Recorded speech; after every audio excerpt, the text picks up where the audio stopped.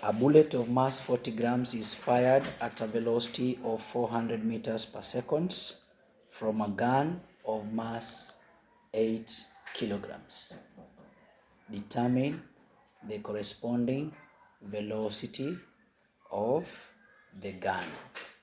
Determine the corresponding velocity of the gun.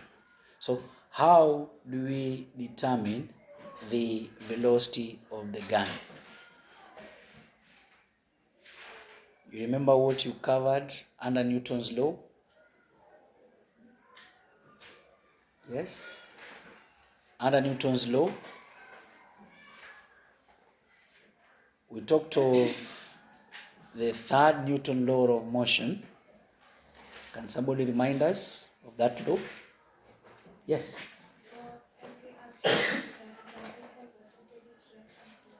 Correct. So an action will result to an opposite reaction force. Now, from what we have, the mass of the gun, so we have the gun which has a mass of 8 kilograms, and we have the bullet.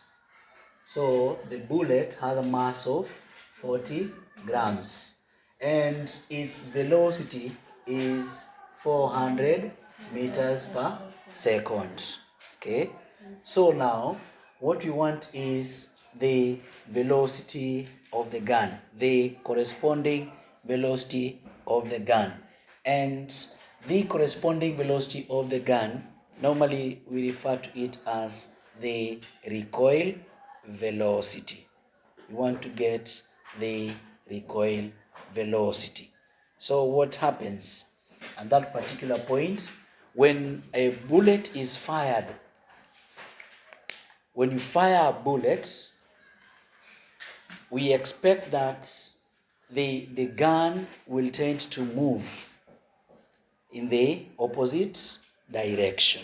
Okay, so the velocities are in opposite direction. So at that particular point, we will say that m1 u1 subtract m2 u2 must be 0, because for every action there is an equal but opposite reaction force. So if you tend to work it out, m1 u1 should be equal to m2 u2. You can even use the velocity as v. So m1 v1 equals to m2 v2. Then what happens? You can now substitute. If your m1 is the mass of the gun, we don't know its recoil velocity.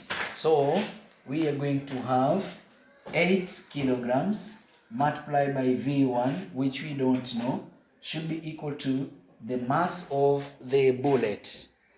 Mass of the bullet, of course, is given, but in grams. So you convert it to kilograms. That will give you 0.04 kilograms multiplied by the velocity. At that particular point, what will you get? That is 400. Okay, so if that is 400, then we can therefore work it out.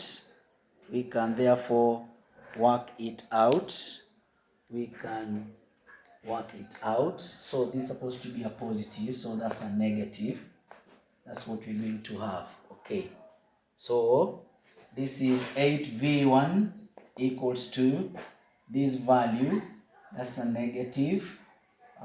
You work out 16, so that gives you 16. So over 8, so v is given as -2 meters per second. This is now the recoil velocity. If we have to rewrite it as recoil velocity, therefore the recoil velocity for our case will be given as 2 meters per second. If they simple ask us of velocity, then we will include the negative value. But when they talk of recoil velocity, then that value becomes positive because it is in the opposite direction. Okay, hope that one is